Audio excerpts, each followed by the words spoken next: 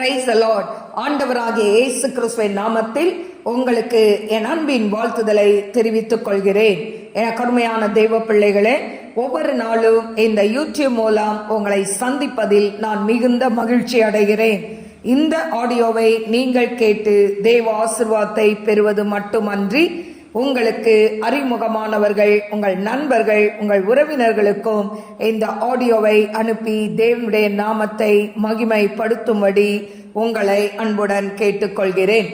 இந்த நாளிலும் 2 சாமுவேல் 20ஆம் அதிகாரம் முதல் வசனம். அப்பொழுது பென்யமீன் மனுஷனான பிக்ரியின் குமாரனாகிய சேபா என்னும் பேருள்ள பேலியாளின் மனுஷன் ஒருவன் தற்செயலாய் அங்கே இருந்தான். அவன் எக்காலம் ஊதி, எங்களுக்கு தாவீதினிடத்தில் பங்கு இல்லை, ஈசாயின் குமாரனிடத்தில் எங்களுக்கு சுதந்திரம் இல்லை, இஸ்ரவேலே நீங்கள் அவரவர் தங்கள் கூடாரங்களுக்கு போய்விடுங்கள் என்றான். அப்பொழுது இஸ்ரவேல் மனுஷர் எல்லாரும் தாவீதை விட்டு பின்வாங்கி பிக்ரியின் குமாரனாகிய சேபாவை பின்பற்றி போனார்கள். யோர்தான் தொடங்கி எருசலேம் மட்டுமுள்ள யூதா மனுஷர் தங்கள் ராஜாவை சார்ந்திருந்தார்கள். தாவீது எருசலேமில் உள்ள தன் வீட்டுக்கு வந்தபோது வீட்டை காக்க ராஜா பின் வைத்து போன 10 மறுமனையாட்டிகளையும் வருவித்து அவர்களை ஒரு காவல் வீட்டிலே வைத்து பராமரித்தான். அப்புறம் அவர்களிடத்தில் அவன் பிரவேசிக்கவில்லை. அப்படியே அவர்கள் சாகிற நாள் மட்டும் அடைக்கப்பட்டு உயிரோடு இருக்கிற நாளெல்லாம் விதவைகள் போல் இருந்தார்கள். பின்பு ராஜா அமாசாவை பார்த்து, நீ யூதா மனுஷரை 3 நாளைக்குள்ளே என்னிடத்தில் வரவழைத்து நீயும் கூட வந்து இருக்க வேண்டும் என்றான்.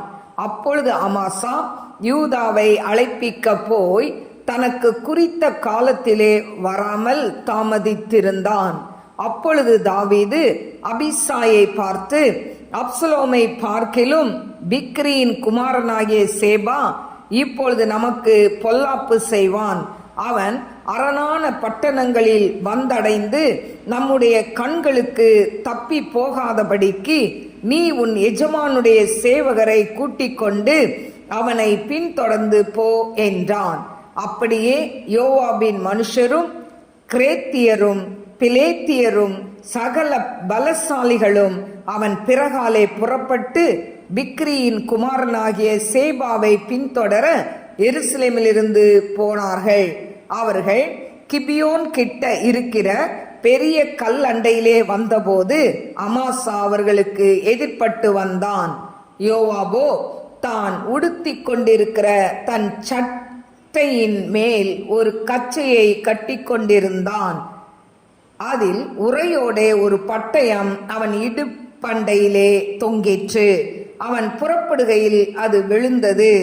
அப்பொழுது யோவாப் அமாசாவை பார்த்து, என் சகோதரனே, சுகமாய் இருக்கிறாயா என்று சொல்லி அமாசாவை முத்தம் செய்யும்படி தன் வலது கையினால் அவன் தாடியை பிடித்து தன் கையில் இருக்கிற பட்டயத்திற்கு அமாசா எச்சரிக்கையாய் இராதபோது யோவாப் அவனை அவன் குடல்கள் தரையிலே சரிந்து போகத்தக்கதாய் அதனால் வயிற்றிலே ஒரே குத்தாக குத்தினான். அவன் செத்து போனான். அப்பொழுது யோவாபும் அவன் சகோதரனாகிய அபிசாயும் பிக்ரியின் குமாரனாகிய சேபாவை பின்தொடர்ந்தார்கள். யோவாபுடைய வாலிபரில் ஒருவன் செத்தவன் அண்டையிலே நின்று, யோவாபின் மேல் பிரியப்படுகிறவன் எவனோ, தாவீதின் பட்சத்தில் இருக்கிறவன் எவனோ, அவன் யோவாபை பின்பற்றி போவானாக என்றான்.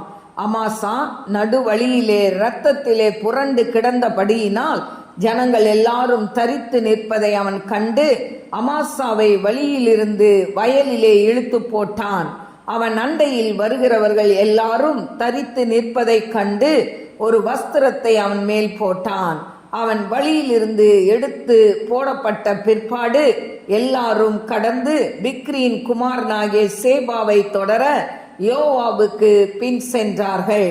அவன் இஸ்ரவேல் கோத்திரங்களை எல்லாம் சுற்றி பெத் மாக்காவாகிய ஆபேல் மட்டாகவும் பேரிமீன் கடைசி மட்டாகவும் வந்திருந்தான். அவ்விடத்தாரும் கூடி தாங்களும் அவனுக்கு பின் சென்றார்கள். அவர்கள் போய் பெத் மாகாவாகிய ஆபேலிலே அவனை முற்றுகை போட்டு பட்டணத்திற்கு எதிராக தெற்று வரைக்கும் கொத்தளம் போட்டார்கள்.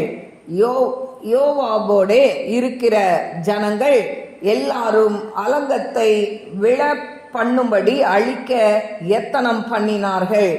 அப்பொழுது புத்தியுள்ள ஒரு ஸ்ரீ பட்டணத்திலிருந்து சத்தமிட்டு, கேளுங்கள் கேளுங்கள், நான் யோவாவோடே பேச வேண்டும், அவரை இங்கே கிட்ட வர சொல்லுங்கள் என்றாள். அவன் அவளுக்கு சமீபத்தில் வந்தபோது அந்த ஸ்ரீ, நீதானா யோவாப் என்று கேட்டாள். அவன் நான் தான் என்றான். அப்பொழுது அவள் அவனை பார்த்து, உமது அடியாளின் வார்த்தைகளை கேளும் என்றாள். அவன் கேட்கிறேன் என்றான். அப்பொழுது அவள், பூர்வ காலத்து ஜனங்கள் ஆபேலிலே விசாரித்தால் வழக்கு தீரும் என்பார்கள். இஸ்ரவேலிலே நான் சமாதானமும் உண்மையும் உள்ளவளாய் இருக்கையில் நீர் இஸ்ரவேலிலே தாய் பட்டணமாய் இருக்கிறதை நிர்மூலமாக்க பார்க்கிறீரோ? நீர் கர்த்தருடைய சுதந்திரத்தை விழுங்க வேண்டியது என்ன என்றாள். யோவாப் பிரதியுத்தரமாக, விழுங்க வேண்டும், அழிக்க வேண்டும் என்கிற ஆசை எனக்கு வெகு தூரமாய் இருப்பதாக. காரியம் அப்படி அல்ல. பிக்ரியின் குமாரனாகிய சேபா என்னும் பேருள்ள எப்ராயிம் பர்வதத்தானாய் இருக்கிற ஒரு மனுஷன் ராஜாவாகிய தாவீதுக்கு விரோதமாய் தன் கையை ஓங்கினான். அவனை மாத்திரம் ஒப்புக் கொடுங்கள், அப்பொழுது பட்டணத்தை விட்டு போவேன் என்றான். அப்பொழுது அந்த ஸ்ரீ யோவாவை பார்த்து, இதோ அவன் தலை மதிலின் மேலிருந்து உம்மிடத்திலே போடப்படும் என்று சொல்லி அவள் ஜனங்களிடத்தில் போய் புத்தியாய் பேசினதினால் அவர்கள் பிக்ரியின் குமாரனாகிய சேபாவின் தலையை வெட்டி யோவாபிடத்திலே போட்டார்கள். அப்பொழுது அவன் எக்காலம் ஊதினான். அவரவர் பட்டணத்தை விட்டு கலைந்து தங்கள் கூடாரங்களுக்கு புறப்பட்டு போனார்கள். யோவாபும் ராஜாவினிடத்துக்கு போகும்படி எருசலேமுக்கு திரும்பினான். யோவாப் இஸ்ரவேலுடைய எல்லா இராணுவத்தின் மேலும் யோய்தாவின் குமாரனாகிய பெனாயா கிரேத்தியர் மேலும் பீலேத்தியர் மேலும் தலைவராய் இருந்தார்கள். அதோராம் பகுதிகளை வாங்குகிறவனும் அகிலூதின் குமாரனாகிய யோசபாத் மந்திரியும் சேவா சம்பிரதியும் சாதோக்கும் அபியத்தாரும் ஆசாரியருமாய் இருந்தார்கள். யயீரியனாகிய ஈராவும் தாவீதுக்கு பிரதானியாய் இருந்தான். கருமையான தேவ பிள்ளைகளே, இந்த நாளிலும் 2 சாமுவேல் 20ஆம் அதிகாரம் 1 முதல் 26 வசனங்களை நான் வாசித்திருக்கிறேன். கருமையான தேவ பிள்ளைகளே, இந்த 2 சாமுவேல் 20ஆம் அதிகாரத்தில் பார்த்தீங்கன்னா, இதில் அதாவது சேபா என்கிற ஒரு மனிதன் தாவீதுக்கு விரோதமாய் எழும்புகிறதை நாம் பார்க்கிறோம். தாவீதுக்கு விரோதமாய் அவன் எழும்பினபடியினால் தாவீது என்ன பண்றான்? அவனை அழிக்கணும். அப்சலோமுக்கு அடுத்தது இவன் எழும்பி இருக்கிறான் எனக்கு விரோதமா, அதனால நீங்க என்ன பண்ணுங்க, படையெடுத்து போங்க, அந்த சேபாவை என்ன பண்ணணும், பிடிக்கணும் அப்படின்னு சொன்ன உடனே அமாசாவை பார்த்து சொல்றான், நீ யூதா மனுஷரை 3 நாளைக்குள்ள என்கிட்ட கூட்டிட்டு வா, நீயும் வரணும் அப்படின்னு சொல்லி அனுப்புறான். ஆனா அமாசா போயிட்டு அவன் என்ன பண்ணல, அதாவது அந்த யூதா ஜனங்களை அழைக்க போயிட்டு அந்த குறித்த காலத்துக்குள்ள அவன் வரல, தாமதித்தான். ஸோ அடுத்தது இந்த தாவீது சொல்றான் அபிசாயை பார்த்து, அதாவது அப்சலோமை பார்க்கிலும் இந்த ஷேபா அவன் என்ன பண்றான், நமக்கு பொல்லாப்பு செய்வான், அதனால நீ அவனை போய் என்ன பண்ணு, பின்தொடர்ந்து போ அப்படின்னு சொன்ன உடனே இப்போ ஷேபா போறான். ஆனா இது கூட யோபாவுடைய மனுஷர்களும் அவங்கள என்ன பண்றாங்க, சேபாவை பின்தொடர்ந்து போறாங்க. இப்படி போகும்போது கிபியோன்ற இடத்துக்கிட்ட வரும்போது அந்த அமாசா இவங்களுக்கு எதிர்பட்டு வந்த உடனே இந்த யோவா என்ன பண்றான், அவன் தன்னுடைய அறையில ஒரு அதாவது கச்சை கட்டி கொண்டிருந்தான். அதுல பார்த்தீங்கன்னா உரையோடு ஒரு பட்டயத்தை உள்ள அவன் மறைத்து வைத்திருந்தான் இடுப்பு பகுதியில். இப்போ இந்த யோவாப் அமாசாவை பார்த்து, என் சகோதரனே சுகமா இருக்கிறாயா என்று சொல்லி அவனை முத்தம் செய்யும்படி தன் வலது கையினால அவன் தாடியை பிடித்து அவன் என்ன பண்ணான், தான் கையில் இருக்கிற பட்டயத்தை அமாசா எதிர்பாராத நேரத்தில் அவனுடைய வயிற்றில் குத்தி குடல் தரையில் விழும்படியாய் சரிந்து விழும்படியாய் அவனை குத்தி போட்டான் என்று சொல்லப்பட்டிருக்கு. எனக்கு அருமையான தெய்வ பிள்ளைகளே, இந்த அமாசா இவனுக்கு எதுவும் கெடுதல் செய்யலை. ஆனால் இந்த யோவாபை அதாவது அந்த இதில் அவனை தலைவனாய் இருக்கிறதுல இருந்து எடுத்துட்டு, படைத்தலைவனாக இருக்கிறதுலேருந்து எடுத்துட்டு இந்த அமாசாவை இந்த தாவீது வைத்திருந்ததுனால தனக்கு எதிரியாக இருக்கிற இந்த அமாசாவை காரணம் இல்லாமல் அவன் மேலே எந்த இதுவும் இல்லாமல் அவனை என்ன பண்ணிட்டான், இந்த ஷேபா கொன்று போட்டுட்டான். எனக்கு கருமையான தேவ பிள்ளைகளே, இப்படி குத்தி போட்டதுனால இந்த யோவா அதாவது யோவாவு கூட வந்தவங்கெல்லாம் நடுவில் இந்த பிரேதம் இருந்த உடனே இவங்க யோவாவை தொடர்ந்து போகாமல் என்ன பண்ணுறாங்க, தயங்கி நிற்கிறாங்க. உடனே இவன் என்ன பண்ணுறான், அந்த பிரேதத்தை வயல்வெளியில் தூக்கி போடுறான். அப்பவும் ஜனங்கள் வரலன்னொன்னே அந்த பிரேதத்தை ஒரு துணியால் மூடி போட்டுறான். இப்படி மூடி போட்ட உடனே திரும்ப இவங்கெல்லாம் என்ன பண்ணுறாங்க, தொடர்ந்து போகிறதை நாம் பார்க்கிறோம். கருமையான தேவ பிள்ளைகளே, இப்படி இந்த அதாவது இந்த அமாசாவை என்ன பண்ணுறான், யோவா காரணம் இல்லாமல் அவன் என்ன பண்ணுறான், சாகடிக்கிறான். இப்போ தொடர்ந்து போகும்போது அந்த சேபா நாட்டுக்குள்ளே போகும்போது பார்த்தீங்கன்னா அங்கே ஒரு புத்தி உள்ள ஒரு ஸ்ரீ இருக்கிறா. அவள் சொல்கிறா, இருங்க கேளுங்க, நான் சொல்கிறத கேளுங்க, நான் யோவாவோட பேசணும் அப்படின்னு சொல்லிட்டு யோவா கிட்ட பேசுகிறான். பேசும்போது இவன் சொல்கிறான், நீங்கள் இதை மாதிரி தாய் பட்டணமாகிய இந்த இடத்த நீங்கள் நிர்மூலமாக்க வந்திருக்கிறீங்களே சரியா அப்படின்னு கேட்கும்போது அவன் சொல்கிறான், எங்களுக்கு இதை அழிக்கணும், இதை வந்து நாங்கள் அழிச்சு போடணும் அப்படிலாம் எங்களுக்கு அதாவது எங்களுக்கு அதை மாதிரி ஒரு எண்ணம் இல்லை. ஆனால் இந்த சேபாவை மட்டும் அவன் தலையை மட்டும் கொடுத்துட்டா நாங்கள் சண்டை போடாமல் போயிடுவோம் அப்படின்னு சொல்லி யோவாப் சொல்கிறான். உடனே இவன் ஏன்னா இந்த சேபா தாவீது ராஜாவுக்கு விரோதமாக அவன் எழும்புனதுனால அவன் தலையை மட்டும் கொடுத்துட்டா நாங்கள் சண்டை யுத்தம் இல்லாமல் போயிடுவோம் அப்படின்னு சொன்ன உடனே இவன் அங்கே இருக்கக்கூடிய ஜனங்கள்கிட்ட பேசி அவன் ஞானத்தோடு பேசி இந்த சேபாவுடைய தலையை அவன் சொல்கிறான், நீங்கள் போங்க, மதில் மேலேருந்து உங்களுக்கு அந்த தலை போடப்படும் அப்படின்னு சொன்ன உடனே அதே மாதிரி செய்த உடனே யோவா எக்காலத்தை ஊதி என்ன பண்ணுறான், அந்த யுத்தத்தை நிறுத்திடுறான். எல்லாரும் அவங்கவுங்க பட்டணத்துக்கு கூடாரத்துக்கு புறப்பட்டு போகிறாங்க. யோவாவும் ராஜாவை பார்க்கறதுக்கு எருசலேமுக்கு அவன் திரும்பி போகிறான். கருமையான தெய்வ பிள்ளைகளே, இந்த யோவாப் தவறு செய்தாலும் இந்த யோவாவை அதாவது இந்த தாவீது கண்டிக்கல. ஏன் அப்படின்னு சொன்னால், இந்த யோவாவை கண்டிச்சா ஜனங்கள் சிதறி போயிடுவாங்க, அவன் ஒரு கூட்டத்தை பிரிச்சுட்டு போயிடுவான் அப்படின்னு சொல்லி இவர் என்ன பண்ணுறாரு, கண்டும் காணாமலும் அமைதலாக இருக்கிறார். ஆனால் அமைதலாக இருந்தாலும் அதுக்கப்புறம் தன்னுடைய மகனிடத்தில் சொல்கிறாரு, இவன் இப்படி செய்ததுனால இவனை என்ன பண்ணணும், நீ அவனுக்கு சரியான தண்டனையை கொடுக்கணும் அப்படின்னு சொல்லி சாலமோன்கிட்ட சொல்கிறதை பார்க்கிறோம்.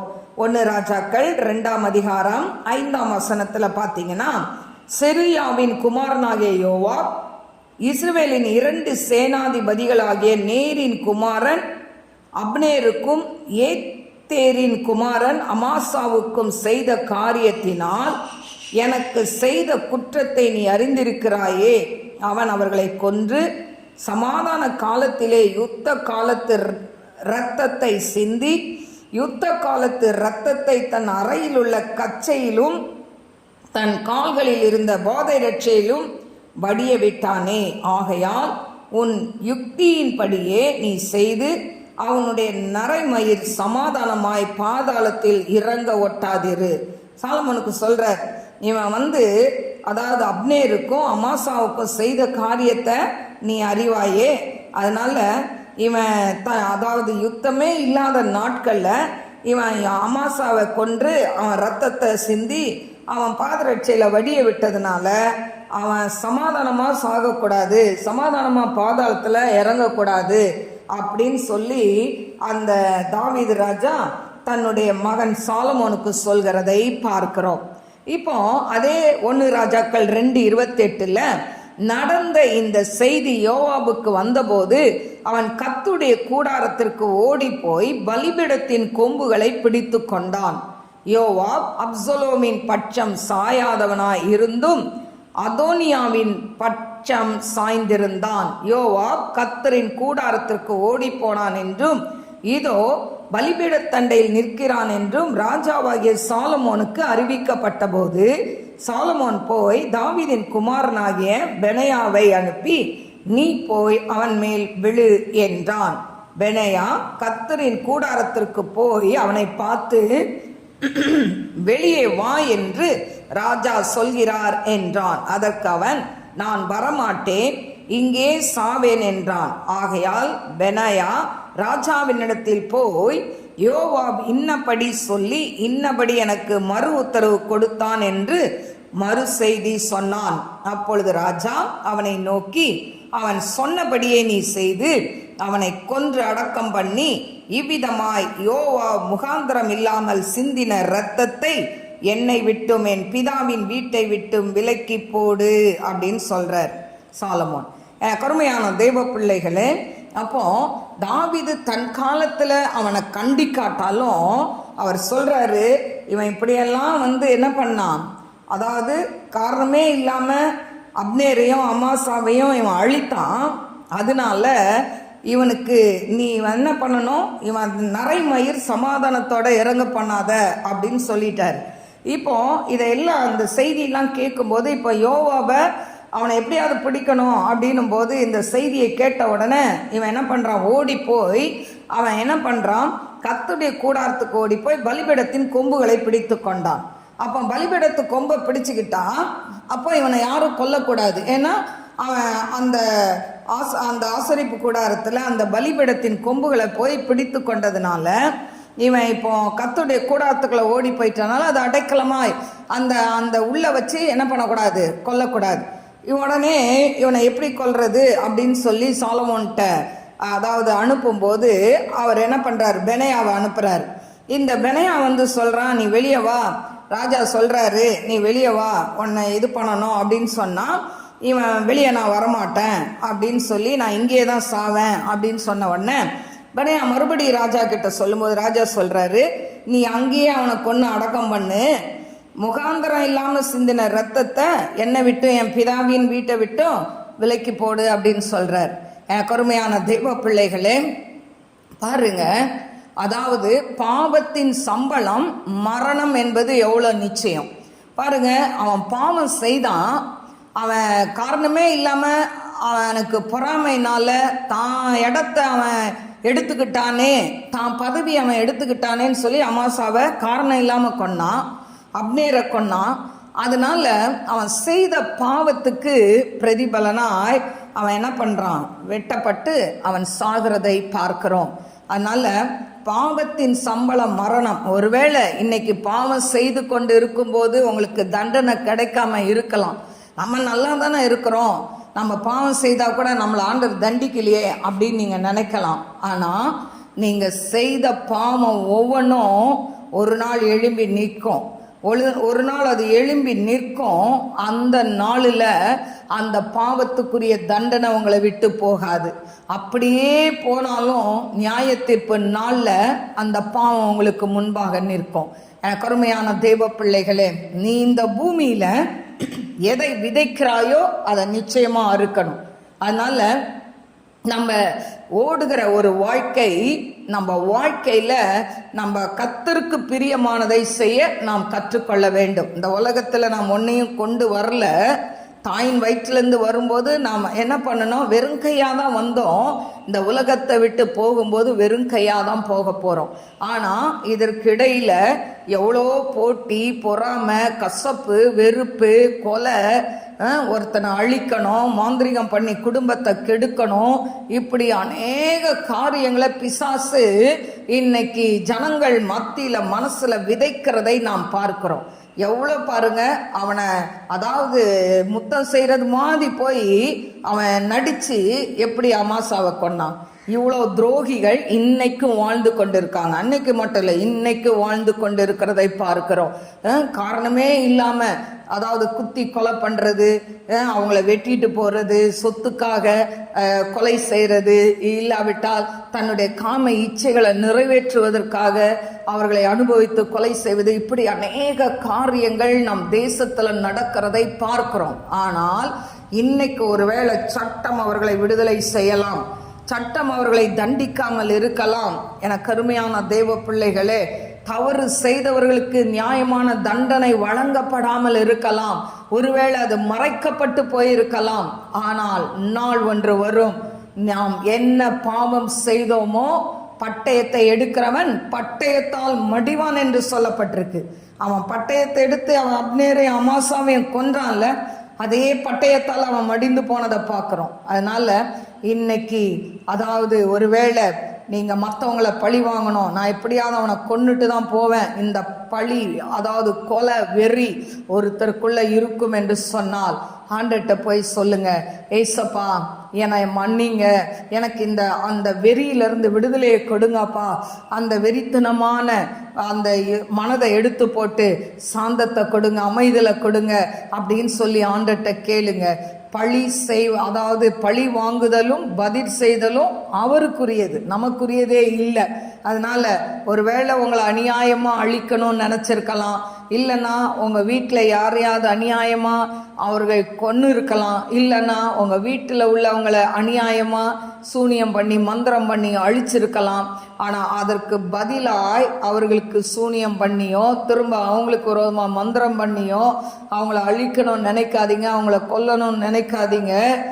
ஆண்டவர் கரத்துல விட்டுருங்க. நீங்க அடிச்சா ஒரு அடி தான் அடிக்க முடியும், என் தேவன் அடித்தால் அநேக அடிகள் விழும். ஸோ அதனால ஆண்டவர்கிட்ட கொடுத்துருங்க. நீங்க எடுத்துக்காதீங்க அந்த காரியத்தை, பழி வாங்குறத நீங்க எடுத்துக்காதீங்க, ஆண்டவர் கையில கொடுத்துருங்க. ஆண்டவரே, எங்களுக்கு விரோதமா இப்படி காரியங்கள் செய்யறாங்களே, எங்களை இப்படி அநியாயமா எங்களை இது பண்றாங்களே, ஆண்டவர்கிட்ட கொடுத்துட்டு ஜெபிக்க ஆரம்பிங்க. ஆண்டவர் வெளிரங்கமாய், நீ அந்தரங்கத்தில் ஜெபிக்கிற உன் ஜெபத்துக்கு தேவன் வெளிரங்கமாய் பதில் கொடுப்பார். பாருங்க, அந்த அமாசாவை கொல்லும் போது தாவீதுக்கு எவ்வளவு வருத்தம் இருந்திருக்கும். ஐயோ, இவன் ஒண்ணுமே செய்யாம இவனை கொன்னுட்டானே நினைச்சிருப்பான். ஆனா அந்த நேரத்துல அவனை அவனுக்கு தீர்ப்பு கொடுக்க முடியல. ஏன்னு சொன்னா, அவனை தீர்ப்பு கொடுத்தா ஒரு கூட்டம் யோவா பக்கம் போயிடும், இல்லை யோவா படையெடுத்து தாவீதோட சண்டை போடுவான், இப்படி அநேக காரியங்கள் அநேக சிக்கல்கள் வரும். ஸோ அவனை அந்த நேரத்தில் அப்படியே விட்டுட்டான். அப்போ அவன் ஜாலியா இருந்தான், ஏன்னா கொன்னுட்டான், ராஜா கண்டுக்கலையே. இன்னைக்கு அப்படிதான் அநேகர் வாழ்ந்து கொண்டு இருக்கிறோம். ஆனா யாரு சட்டம் உங்களை பார்க்குதோ பார்க்கலையோ, அரசாங்கம் உங்களுக்கு தண்டனை கொடுக்குதோ இல்லையோ, ஆண்டவருடைய கண்கள் பூமி எங்கும் ஆவி கொண்டு இருக்கிறது. அவர் கண்களுக்கு மறைவாய் எங்கேயும் ஓட முடியாது, தப்பு செய்துட்டு எங்கேயும் ஓட முடியாது. அவர் ஒவ்வொரு நிமிஷம் பார்க்கிறார், நீ எந்த இடத்துல தப்பு செய்யற, எந்த இடத்துல நீ கொலை பண்ற, எந்த இடத்துல நீ என்ன பண்ற. ஆண்டவருடைய கண்கள் இந்த பூமி எங்கும் உலாவி கொண்டு இருக்கிறது. அதுதான் தாவீது சொன்னான், நான் பாதாளத்தில் படுக்கை போட்டாலும் அங்கேயே இருக்கிறீங்களே, எல்லா இடத்துலயும் இருக்கிறீங்களே, என் தேவன் எல்லா இடத்துலயும் இருப்பார். ஒரே நேரத்துல நம்முடைய இந்தியாவில் இருக்கிற ஜனங்களை பார்க்க முடியும், அமெரிக்காவில் இருக்கிற ஜனங்களை பார்க்க முடியும். ஏன்னு சொன்னா, அவருடைய கண்கள் பூமி எங்கும் உலாவி கொண்டு இருக்கிறது. அல்லேலூயா. எனக்கு அருமையான தேவ பிள்ளைகளே, அதனால யாரு பார்க்குறாங்களோ இல்லையோ, உங்க மனைவி பார்க்குறாங்களோ, கணவன் பார்க்குறாங்களோ, இல்லைன்னா உங்க அப்பா அம்மா பார்க்குறாங்களோ, பிள்ளைகள் ஒருவேளை அப்பா அம்மா வீட்டில் தானே இருக்கிறாங்க, அப்பா வேலைக்கு போயிட்டார், அம்மா வீட்டில் இருக்கிறாங்க, என்னை யார் பாப்பா, அதனால நான் என் இஷ்டத்துக்கு நான் என்ன பண்ணுவேன், சிகரெட் பிடிப்பேன், கஞ்சா அடிப்பேன், குடிப்பேன் அப்படின்னு படிக்கிற வயசுலேயே தீய பழக்கத்தை நீ ஏற்படுத்திக்கிட்டேன்னா உன் எதிர்காலம் ஸ்பாயில் ஆயிரும், உன் எதிர்காலம் வேஸ்டா போயிடும். இன்னைக்கு ஜாலியா இருக்கும், இன்னைக்கு நல்லா அனுபவிப்ப, ஆனா படிக்கிற நாட்களை கழித்துட்டு அதுக்கப்புறம் நீ வேலை தேடி அலையும் போது தெரியும், ஒரு கூலி வேலைக்கு நீ போய் செய்யும் போது, ஐயோ நம்ம படிக்கிற நாட்கள் நாட்களில் படிக்கலையே, இவ்வளோ கஷ்டப்படுறோமேன்னு அன்னைக்கு நீ ஃபீல் பண்ணுவேன். அதனால் எனக்கு அருமையான வாலிப பிள்ளைகளே, கஷ்டப்பட்டு உங்கள் தாய் தகப்பன்மார் படிக்க வைக்கிறாங்களா, அந்த ஃபீஸ் கட்டி தனக்கு சாப்பிட இல்லாட்டாலும் கடினமாய் உழைத்து உங்களை கஷ்டப்பட்டு படிக்க வைக்கிறாங்களா, அந்த ஒவ்வொரு பணத்துக்கும் நீ கணக்கு கொடுக்கணும். உனக்கு கொடுக்குற பணம் ஒருவேளை உனக்கு, அதாவது டெய்லி ஒரு வேளை பணம் கொடுத்து அனுப்பலாம், செலவுக்கு கொடுக்கலாம். ஆனாலும் நீ அதில் செலவு பண்ணுற ஒவ்வொரு பணத்துக்கும் ஆண்டவருக்கு நீ கணக்கு கொடுக்கணும். நீ போய் குடிக்கிறதுக்கும் சிகரெட் பிடிக்கிறதுக்கும் கஞ்சா அடிக்கிறதுக்கும் நீ செலவு பண்ணினா, உன் தாய் தகப்பன் வாயும் வைத்தியம் கட்டி கொடுக்குற அந்த பணம் நீ விருதாவாய் செலவு பண்ணினா ஆண்டவர் ஒரு நாள் உன்கிட்ட கணக்கு கேட்பார் என்பதை மறந்து போகாதே கருமையான தெய்வ பிள்ளைகளே. அதனால நாம் செய்கிற சின்ன தப்பானாலும் பெரிய தப்பானாலும் ஆண்டவர் நியாய தீர்ப்பு நாளில் கொண்டு வந்து நிறுத்துவார். ஆனால் இந்த உலகத்தில் இருக்கும்போதே நாம் செய்யும், அதாவது பாவங்களுக்கு இந்த உலகத்திலே தண்டனை உண்டு. ஏன்னு சொன்னால் தண்டனை அனுபவிக்காமல் யாரும் போக முடியாது. அதனால நீங்கள் எதை செய்கிறீங்களோ அதை அனுபவிக்கணும். அதனால நாம் இதை உணர்ந்து நாம் என்ன பண்ணணும், நாம் ஆண்டவருக்கென்று வைராக்கியமாய் வாழணும். நம்மை பரிசுத்தமாய் காத்து கொண்டு தேவனுக்கென்று நாம் வாழ நம்மை அர்ப்பணிப்போம். கண்களை மூடி நாம் ஜெபிப்போம். ஸ்தோத்திரிக்கிற ஆண்டவரே, மகா பரிசுத்தமுள்ள நல்ல தகப்பனே, நன்றியோடு ஸ்துதிக்கிறவர தீரபா லபோரி அக்கரபலபரபா ஓர் இக்கரபலபரபலபரபா தூரபா லிபா ரபா ரிபா கடபா ரிபா கரபா தூரபா கரபா. ஆண்டவரே அப்பா தகப்பனே, உமக்கு ஸ்தோத்திரிக்கிற துதிக்கிறப்பா.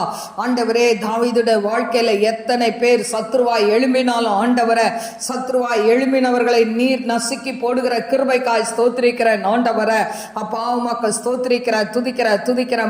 ஆண்டவரே, நன்றியோடு ஸ்தோத்திரிக்கிற ராஜா, மகிமையின் தேவனேயுமாக்கு ஸ்தோத்திரம். ஆண்டவரே, தாவீது ஒரு ராஜாவா இருந்தாலும் அப்பா, தீங்கு செய்கிறவர்களை அந்த நேரம் கண்டிக்கப்பட ஆண்டவரே கண்டிக்க முடியாட்டாலும் ஆண்டவரே அவனுக்கு தண்டனையை வாங்கி கொடுக்கிறத பார்க்கிறோம். அப்பா, அவன் நன்றியோடு ஸ்துதிக்கிறவரா தீபா லபாக்கபா ரிபா ரபா தூரபா லியாக்கரபா ஓரபாக்கரபா. இந்த நாளிலேயே பாவத்தில் வாழ்ந்து கொண்டு அப்பா தகப்பனை, என் குடும்பத்தில் என் தம்பியை என் அண்ணனை கொலை செஞ்சுட்டு ஆனாலும் நான் அவனை கொலை செய்யணும்னு ஆண்டவரை அந்த கொலை வெறியோடு சுத்தி கொண்டு இருக்கிற ஆண்டவரை யாரா இருந்தாலும் அவங்களுடைய கர்த்தாவே மனசை மாத்துங்கப்பா, அவங்க மனசை மாத்துங்கப்பா. அந்த இருதயத்தில் நீங்க பேசுங்கப்பா. ஆண்டவரே அப்பா, அந்த மகனை ரட்சிங்க, மகளை ரட்சிங்க. ஆண்டவரே, சூனியம் பண்ணி ஆண்டவரை தான் கூட பிறந்தவங்களே அழிக்கணும்னு சொல்லி செய்துகிட்டு இருக்கிற ஆண்டவரே, கடின உள்ளங்கள் உடைக்கப்படட்டும். ஆண்டவரை மனம் திரும்பட்டும். ஐயோ, ஏன் ரத்தம், ஏன் சதை, ஓ ஹல்லேலூயா கியாபா லபா ரபா கரபா, ஏன் தம்பி, ஏன் அண்ணன், ஏன் அக்கா, ஏன் தங்கச்சி நான் அழிக்கிறேனே அப்பா தகப்பனை, இப்படி சூனியம் பண்ண ஓடுகிற கால்கள் கட்டப்படட்டும் ஆண்டவரை. ஷாகதரை போலா ஹதனை போலா கர்பியா தொடுமாண்டவரை அடுத்த குடும்பத்தை அழிக்கணும்னு நினைக்கிற ஒவ்வொரு மனிதர்களுடைய ஆண்டவரை முழங்காலுடைய சமூகத்தில் முடங்கட்டும். ரிபா லபா ரபா ரீகா போர் யா கரபா. ஆண்டவரை, நாவுகள் உமை அறிக்கை செய்யட்டும். தொடுங்க ஆண்டவரை. ஏசப்பா, உமக்கு துதிக்கிறப்பா. ஆண்டவரே, நன்றியோடு ஸ்தோத்திரிக்கிற ராஜா. ஆண்டவரே அப்பா, ஜனங்களுக்குள்ள இருக்கக்கூடிய கசப்பு, வெறுப்பு, வைராக்கியம், கோபம், எரிச்சல், சண்டை, ஆண்டவரே கொலை, வெறி, ஆண்டவரே எல்லாத்தையும் எடுத்து போடுங்கப்பா. உம்முடைய சமாதானத்தை பிள்ளைகளுக்கு கொடுங்கப்பா. நீங்க சொன்னீங்களே, என் சமாதானத்தை வைத்து போகிறேன் என்று சொல்லி அப்பா, எங்களுக்கு பெரிய சொத்தா சமாதானத்தை வச்சிருக்கிறீங்க. இன்னைக்கு எத்தனை குடும்பங்கள்ல சமாதானம் இல்லையேப்பா. ஆண்டவரே, சமாதானத்தின் தேவன் சமாதானத்தை கட்டளையிடுங்க டாடி. நாமத்தை மகிமைப்படுத்துங்கப்பா. அப்பா தகப்பனே, இதை யூடியூப் மூலமாய் கேட்டுக்கொண்டிருக்கிற ஒவ்வொரு பிள்ளைகளுடைய குடும்பத்தில் என்னென்ன பிரச்சனை இருக்குதோ, போராட்டம் இருக்குதோ, ஆண்டவரே மாந்திரிகம் இருக்குதோ, எல்லாத்தையும் அக்கினியால எரித்து போடுங்கப்பா. அந்த மாந்திரிகத்து கட்டுகள், அந்த மந்திர கட்டுகள் இந்த பிள்ளைகளை விடுதலை செய்யுங்க ஏசப்பா. வேலை இல்லாத பிள்ளைகளுக்கு வேலையை கொடுங்க. பிசினஸ் ஆண்டவரை அப்பா, ஒடிந்து போய் இருக்கிற பிள்ளைகளுக்கு மறுபடியும் அந்த பிசினஸை எடுத்து கட்டுங்க.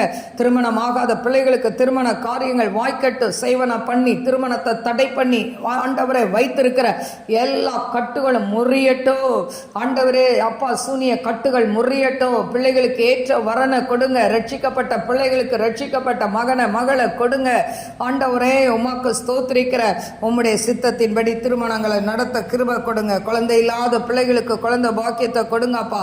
படுத்த படுக்கையா இருக்கிற பிள்ளைகளுக்கு அப்பா எழுந்து நடக்க பலனை கொடுங்க. வீல் சேர் தான் வாழ்க்கைன்னு சொல்லி இருக்கிற பிள்ளைகளுக்கு இருக்கப்பா. அப்பா அந்த ஆண்டவரே அப்பா அந்த இருக்கையை மாற்றுங்கப்பா. அவங்க எழுந்து நடக்கட்டும், காலூன்றி நிற்கட்டும் ஆண்டவரை. எல்லா சாப கட்டுகள் நீங்கட்டும், சேவன கட்டுகள் நீங்கட்டும் அப்பா. ஆண்டவரே இந்த ஆன்லைன்ல பார்த்து கொண்டு இருக்கிற ஒவ்வொரு பிள்ளைகளுக்கும் ஆண்டவரை, அநேகருக்கு அந்த கால்வலி, இடுப்பு வலி ஆண்டவரை அப்பா, அந்த வெரிகோஸ் வெயினால ஆண்டவரை எத்தனையோ பிள்ளைகள் கஷ்டப்படுறாங்கப்பா. நீங்க தொட்டு சுகப்படுத்துங்கப்பா, நீங்க தொட்டு சுகப்படுத்துங்கப்பா ஆண்டவரே. உடைய வல்லமை கடந்து போகட்டும் ஆண்டவரை, நாம மகிமைப்படட்டும் அப்பா. எல்லா வியாதியஸ்தரையை தொடுங்க ஆண்டவரை. கேன்சர் வியாதியில இருக்கிறவங்க அப்பா, பிபி, சுகர், இன்னும் என்னென்ன வியாதி இருக்கோ எல்லா வியாதியஸ்தரையும் அப்பா நீங்க தொடுங்கப்பா, நீங்க தொடுங்கப்பா, நீங்க தொட்டு சுகப்படுத்துங்கப்பா. உடைய நாமத்தை மகிமைப்படுத்துங்க. ஆவியாண்ட கரத்துல தாழ்த்தி ஒப்பு கொடுக்கிற இயேசுவின் நாமத்தில் கேட்கிறேன் பிதாவே, ஆமென். God bless you. God bless you.